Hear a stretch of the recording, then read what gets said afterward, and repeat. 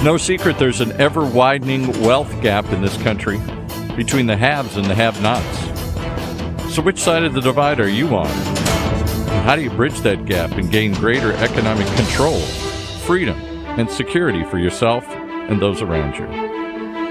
Welcome to Closing the Wealth Gap, the only show with weekly workable tips, ideas, and suggestions for average income earners like you on how to regain control of your financial future. From the man who's helped millions, Tyrone French. Hey, Tyrone. Oh, thanks a lot, buddy. How you doing today? I am. I'm looking at the topic for today, and I'm shaken. It's a little too close to home here. This is you're gonna. And touch. That's why I'm asking. That's why I'm asking how you're doing, because yeah. I see it. I've been around you enough to where you're ready to get started with this. We got a great topic. You got a great topic, and we have a great guest. And a great guest. Who'd you bring? I brought in Dawn Marie. Dawn Marie is pretty much a serial entrepreneur, and she's been successful on corporate levels and so many different levels. But she also has had her shares of setbacks and disappointments, but she's been able to rise above all of those circumstances. She has a beautiful personality, great story. And when I heard her story, it's like, wow, we have to have you on the air, because she's representing a segment of a population that we really don't talk about. And it's women that find themselves just impoverished in their golden years. And it's a cause and effect relationship based on when you look at women in the workplace today, they don't make as much as men do. There's an income disparity there where we know about it, but we don't look at the long-term effect of a woman doing the same job as a man and being paid less.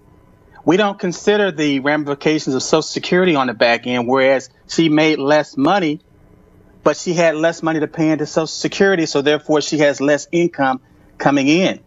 401k, she's making less money, so she has less money to contribute to her 401k. And by the way, Paul, a lot of women are the caregivers. So a lot of times they're taking care of older parents, and they're taking care of kids or grandkids. Tyrone, so they're doing more with less. I could tell you a dozen stories that hit very close to my home. My late aunt, who we've talked about in the show, who never got married but took care of her mother and then her brother and then my mother, and ended up with nobody to take care of her but me. You know, she didn't make much money. She didn't have retirement. She eked out a living those last 10, 20 years of her life here, and it was horrible to watch. Part of it was her own fault. She hadn't planned for it or thought about it because she was busy taking care of others. Part of it was what I kiddingly call, if you've ever seen the old movie Streetcar Named Desire, the Blanche Dubois syndrome. She relied on the kindness of strangers. She relied on others to help her, and she expected there to be somebody there. But in the end, there really wasn't. I was there to help her, but there wasn't anybody else, and it was horrible to watch that. You know, she somehow grew up in an age where women took care of others and then somehow expected somebody to take care of them, a husband, a son, or whatever. And for many of us, I don't think that's going to be the reality. For many of them, it is not the reality, and it's a conditioned mindset. Matter of fact, a lot of women feel kind of awkward if they're not assuming that role as far as the caregiver, and they spread themselves really thin. And like you said, there's a lot of times when they fall, there's no safety net. And so when you look at the numbers, a lot of women in their golden years, they find themselves alone. Sometimes it's due to the death of a spouse or divorce, but they find themselves alone. And with that one income, it's not enough. It's just not enough. And there's no income. You know, how many people aren't going to go into the golden years with any retirement? They haven't saved anything. They're not getting a pension. It's just Social Security they're going to live on. True. But even when you look at the numbers, though, it's going back to men.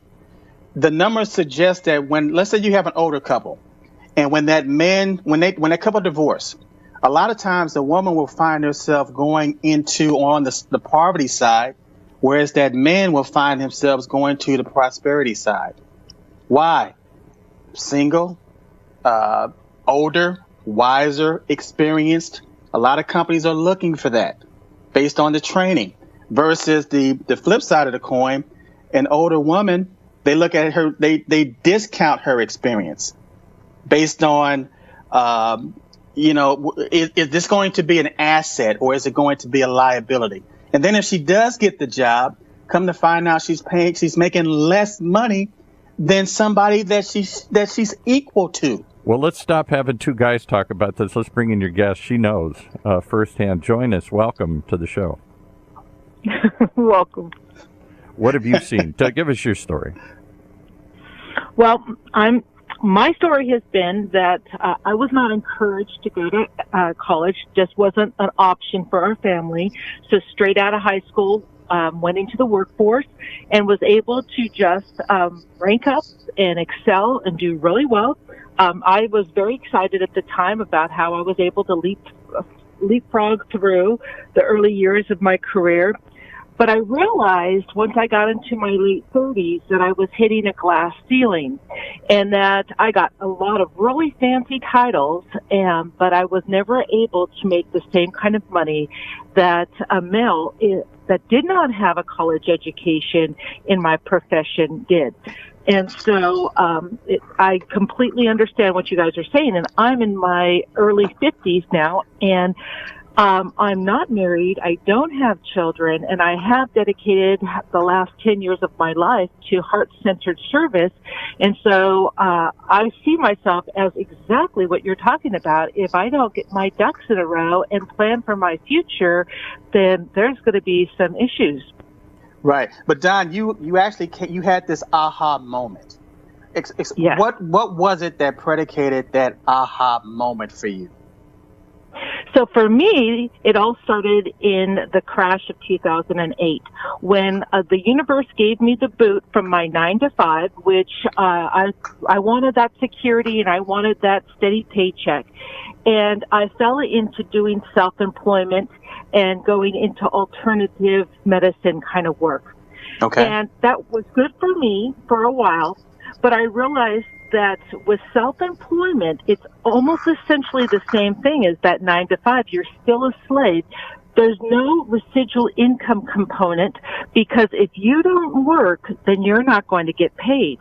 Right. And about it was November 2016. All of a sudden, my self-employment income just dipped down really low. I'm used to an ebb and flow, but this went really low and stayed down. And so I started being open to opportunity. And lo and behold, someone showed up to share with me an opportunity that is a network marketing opportunity with gold and silver. And at first, I wasn't really quite ready for a network marketing company. But as I learned more and more about this company, I was just blown away. And it has given me an opportunity to have exactly what I need, that residual income to come in and to be able to rank up no matter what my gender is, no matter what my education level is, or race, religion. I call the shots on how much I want to make. And network marketing, I'll just say this, regardless of the vehicle that you choose, women excel in network marketing and they can go beyond men in this industry. And so that's something I found. Well, let me stop you there because a lot of people, they would look at, and I'm not going to focus on one particular company. I'm just going to talk about the business model in general. A lot of people in the United States are conditioned to think that to have a side hustle, they need to have a side job. So they're jumping out of the frying pan into another frying pan instead of taking a look at, well, maybe just like the American dream is business ownership, but I don't have $50,000 or $100,000 to start a franchise. So network marketing, based on that business model, will offer people the chance to start their own business at a reasonable price.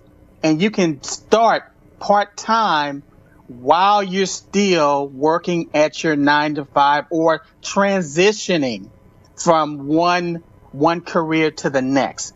So I want you to elaborate just based on why is it that so many people it's like network marketing is a poo poo. It's almost like for lack of a better word, it's just something that would seem beneath a lot of people. But what we're finding based on those numbers is network marketing is actually lifting a lot of people out of poverty. And like you said, advancing people to the next level. So explain to me, just in your own words, why do you think there's such a stigma against people starting their own business using their network marketing vehicle? Well, first of all, we've all been taught to be brainwashed that the 9 to 5 is the safe bet and that we should all go that route. And it's too risky to have your own business and let alone go into network marketing. And then the first generation of network marketing, they didn't know that what they were doing, and they overpromised and they loaded people up on product, and the qualifiers were too high. And there was just a lot of problems with it. But just like with everything, as we move through it, we get rid of the negative and we create something and expand on it and make it the best that we can. And one of my favorite authors is Robert Kiyosaki, and he has the book Business of the 21st Century. Yes, I'm familiar with that book. Exclusively, about network marketing. Amazing. And in that book, and as well as another book that he writes, he talks about the quadrants. And there's 4 quadrants: being an employee, which most of us have been brainwashed. That's the way. That's the safe way. And then S quadrant is self-employed. And then the 2 next ones are B for business owners, like over 500 employees, so we're not talking small business owners, and then I is for investors. And network marketing, actually, because it is a process of duplication, it's not you're not trading dollar for time. You are building a network, and we see in social media, networks in this day and age are huge. It's all about networks. It's all about word of mouth advertising, and network marketing is creating that network, and they believe it's so much bigger than people realize. Around the world, other countries have adopted it even more than the United States, and as time goes on, more and more people will be doing network marketing and will just be sharing. It's not a hard sell, it's just sharing something that you believe in, and that allows you to duplicate your efforts. Right. But hey, Don, let me. The one thing that I got from Robert Kiyosaki and the book, The Business of the 21st Century, is that it's a way to create wealth. And what I mean by wealth, it's a way to create a passive income stream that you're not working for, meaning that you're building a network. And I've been told that wealthy people build networks. There was a guy, his name was, Robin Leach. And what he would do is he would interview all these wealthy people. And somebody asked him, well, you're interviewing all these people, but have you ever seen them actually go to work? And he had to confess, no, I don't see them go to work. Why? Because they're using their network to create the income that's paying their expenses and their liabilities. So what we have to really do is find another definition or redefine the word wealth. People think that wealth is associated to rich people and that you must have millions of dollars. No, you're wealthy when your passive income exceeds your liabilities and expenses. That could be $3,000, $4,000, $5,000 a month. See, the name of this show is Closing the Wealth Gap. I'm an insurance agent by profession and by trade. So I put annuities, which are cash flows, in place for my clients so that they will not be able to outlive their income. But it's the same thing with network marketing. If you have a solid network, you have an income that's coming in for the rest of your life that you cannot outlive, because if it's structured properly, when you pass away, that income will continue to flow to your spouse or your kids or whatever. So again, people, when we say network marketing, sometimes people get into the technical aspect of it instead of getting into the rubber to the road aspect of what it actually does. And so I want you to kind of talk about, as far as I know that you've excelled in network marketing. Give me some of the benefits as to how it's actually helped you in your pursuit, as far as, like I said, getting to the next level. Okay, so in my early 50s, have a career transition, and network marketing has really helped me to really develop leadership and personal development.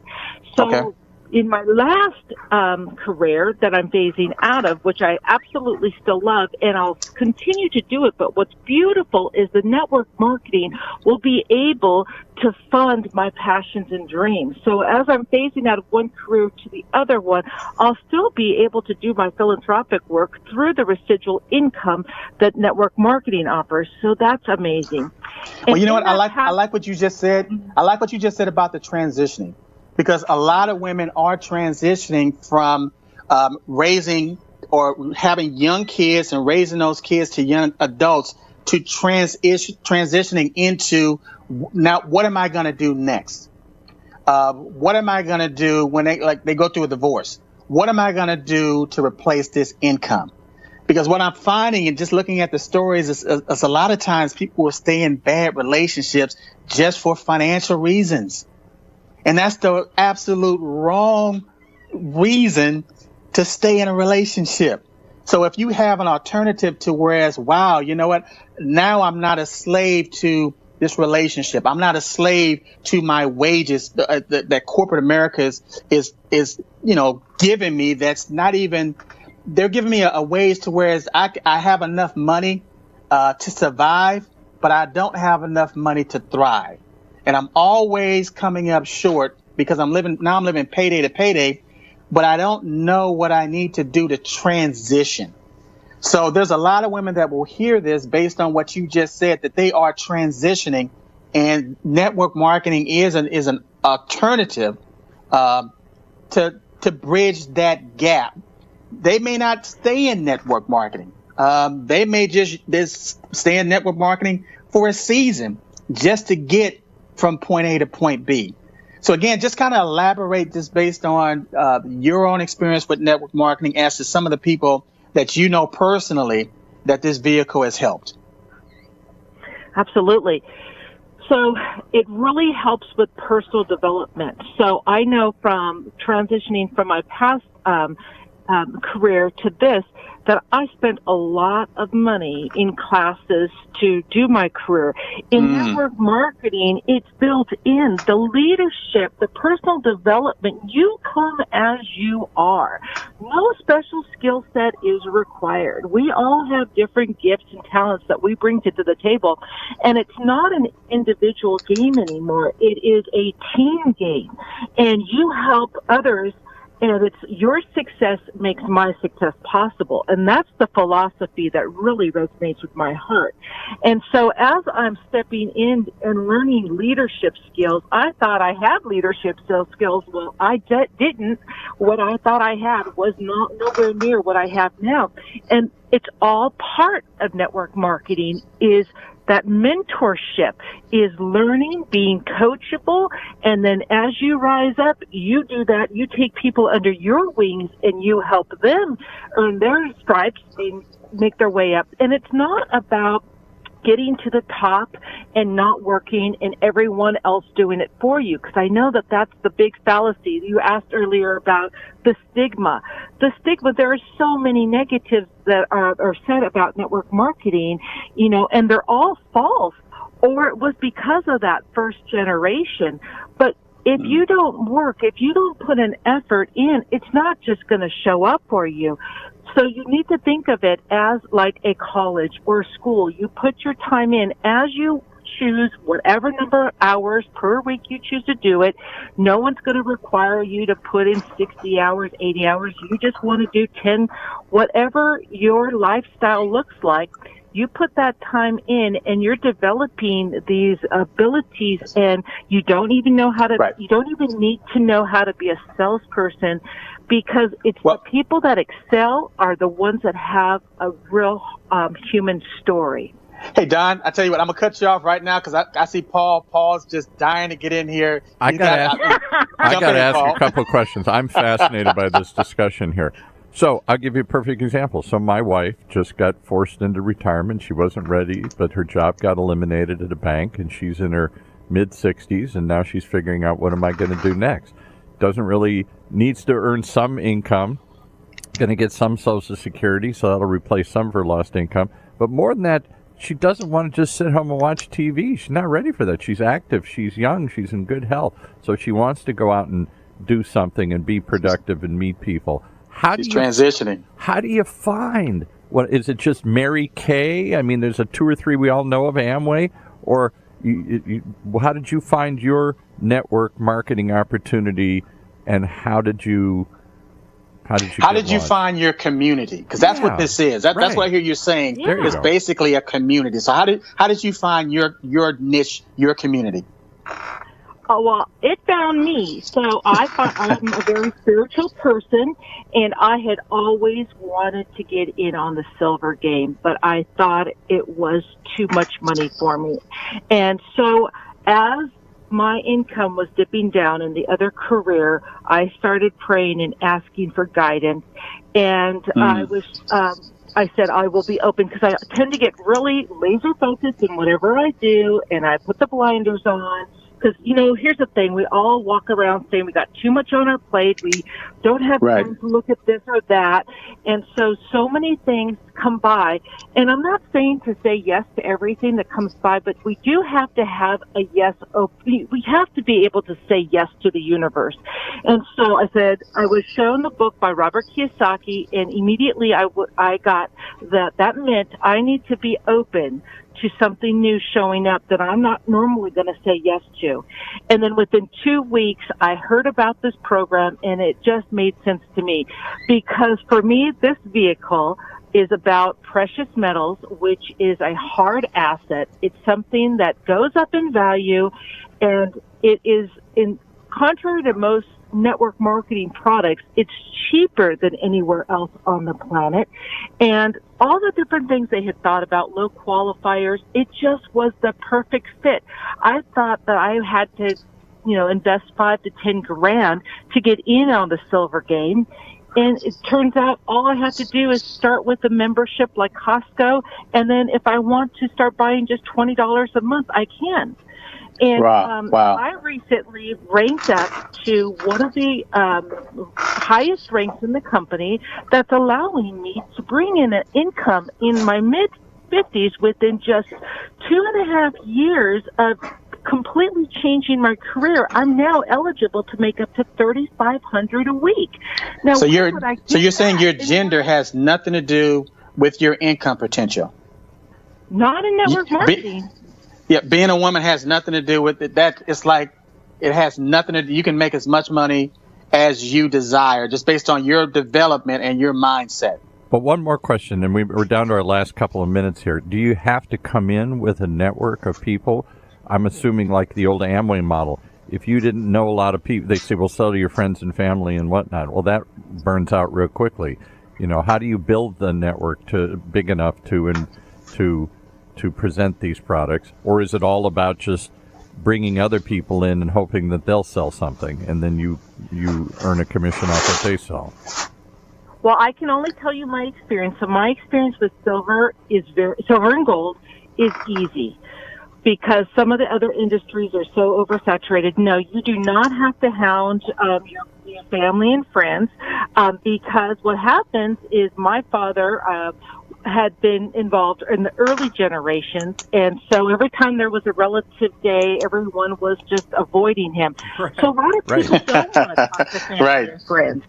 And so with gold and silver, you just have to carry a little in your pocket, and you let it speak for itself. You flip it around.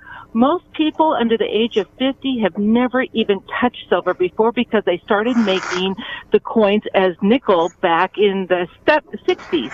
And so it fascinates people. It's bling. They're naturally attracted to it. And then you just explain the monetary system, which most people, I won't go into, most people don't even understand that the dollar is shrinking in their pocket. But the beauty of all of this, let me just say, is that no matter if you're a woman or man, but especially woman, as we're getting older, in this kind of a vehicle, you are never obsolete. You just share what you believe in, how it's changed your life, and that's going to it's going to resonate with some. And there's a saying, some will, some won't, so what? Just like anything that you're passionate about, if I offer you candy and you tell me no, I'm not going to be upset about it. So it's just the same thing. You just share your story along the way, and there will be people that say yes. Well, and there will be people that want to also share. You've certainly struck a chord in my life here, because that's the fear of all of us aging baby boomers, that at some point we're going to be obsolete if we're not already. That we're just going to all end up working at Walmart and or asking if you want fries with that order. And that's a fearful. That's an exaggeration, but I think it's a real exaggeration that we all have. We're not going to be useful anymore. We're going to be obsolete. And what you're saying resonates. How do people reach you or find out more about what you're talking about as we come to the end here? They could reach me on my website, which is Silver Stasher, STASHER.com. SilverStasher.com. Okay. And how did you meet? I know Tyrone's been blowing this horn for a while here, and I'm starting to listen here loud and clear. You know, this network marketing might be the answer we're all looking for. How do they reach you, Tyrone, if they want to learn more about your ideas and advice? Oh, they're going to go to www.closingthewealthgap.com or closingthewealthgap.us. www.closingthewealthgap.us or tyronefrench.com. Well, I'm starting to believe that you really can close the wealth gap. Too many of us for too long have just accepted that we're behind and we're never going to catch up. And it sounds like there are ways to do that. We're living in a new economy. I call it a yo-yo economy. You're on your own. So you have to think creatively to put your plan in place to whereas you're focused on your longevity now. The mindset cannot be you're working and making other people wealthy. That doesn't work. You have to turn that around and create wealth for yourself and generational wealth for your family. Well, I'm going to listen eagerly each and every show as you pop up new ideas like this one you've been talking about. Thank you so very much for both of you for coming on here today. Outstanding. Hey, thanks, Don. Thanks, Paul. It has been a pleasure. Thank you. Thank you.